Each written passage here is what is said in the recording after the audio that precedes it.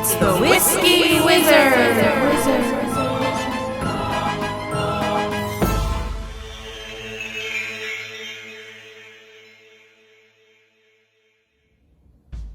Hello and welcome to the Whiskey Wizard, where we say that whiskey making takes scientific knowledge, an artisan's skill and dedication, and a bit of the wizard's alchemy of light, air, earth, and fire. The bourbon standards of identity are laws shaped over the years that also reveal a little of the history of American whiskey. These standards state that, for example, bourbon must be stored in charred new oak containers. The reason for this is that before the invention of modern bottling equipment, bourbon was sold by the barrel and distillers did not expect to get that barrel back.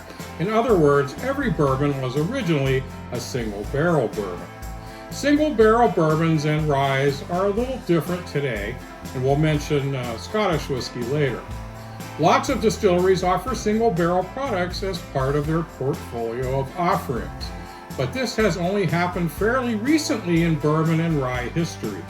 Blanton's is recognized by many as one of the first commercial single barrel options, launched by then master distiller Elmer T. Lee in 1984.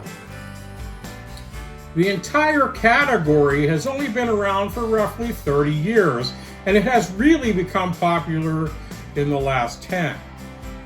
Albert T. Lee did not invent the idea of single-barrel bourbon, says bourbon historian Michael R. Veach, but he has been the one who made it a selling point for a brand.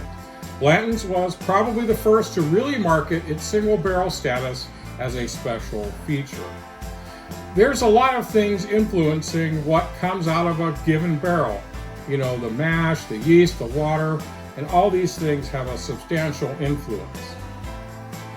As many in the industry know, a barrel isn't a magic box.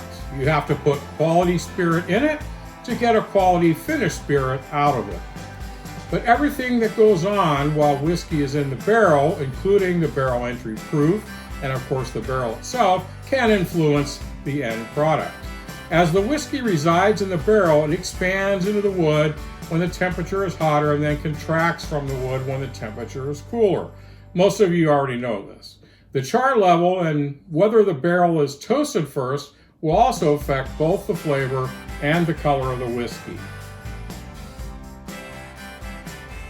Higher char levels give the whiskey more color and at a more rapid pace, but it also lessens the amount of wood sugars in contact with the spirit, leading to less of the caramel and vanilla flavors in the end product.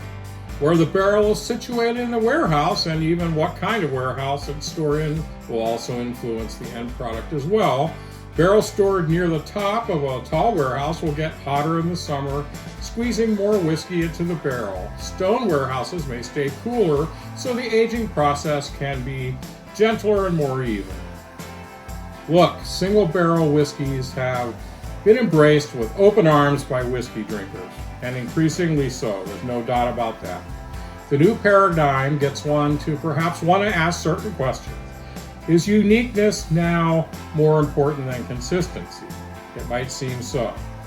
Buffalo Trace now offers 5 core bourbon products as single barrel expressions, including W.L. Weller, E.H. Taylor, and Benchmark.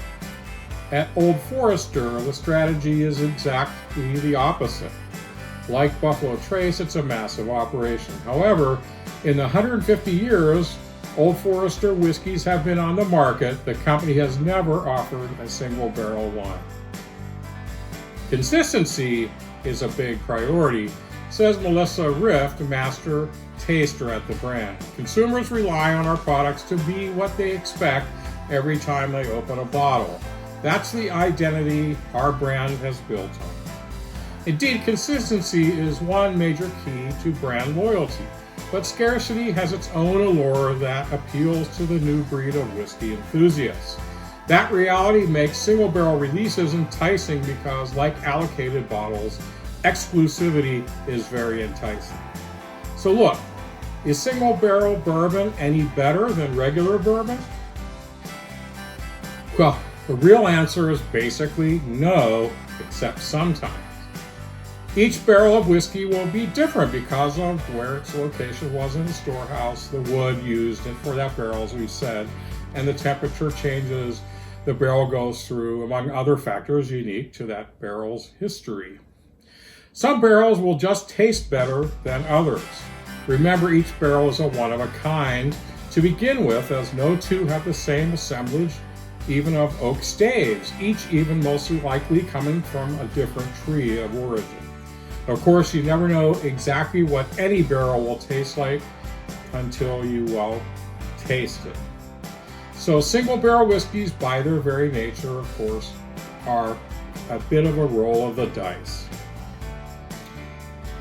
But for sure, Scotch whiskey enthusiasts also love them very much because they offer a one-of-a-kind flavor experience.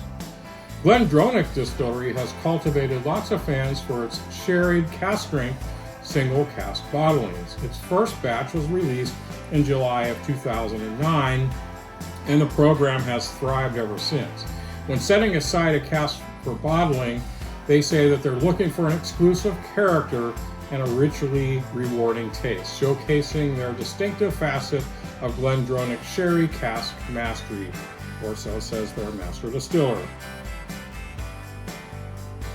He goes on to say, an example might be a single barrel finished with a highly distinctive Pedro Jimenez sherry puncheon with a swath of indulgent chocolate, raisins, espresso coffee, and treacle. Or an Oloroso sherry butt with baked orange, gingerbread, and spiced fruitcake. Personally, I like the uniqueness of single barrel offerings over consistently blended products. Each source barrel is essentially a piece of distilled artwork, unlike any other, ready for us to gather in and experience its full essence. Well, okay, if you're new to the whiskey world, give a single barrel offering a try. Even wait a bit and buy it again. The same brand, but be sure it's from a different barrel, and compare and contrast them. Hey, enjoy this journey of discovery. Well, that's it for this edition of the Whiskey Wizard. Look for the live Friday Whiskey Roundtable show at 7:30 p.m. Eastern on our YouTube page, with a link to the show also up on our Facebook page this Friday afternoon. Make sure to catch me, Doug Dunbar, with the rest of the Whiskey Roundtable crew. So we'll see you this Friday night, and again, that's at 7:30 p.m. Until then, cheers and slàinte mhath. And remember, think responsibly.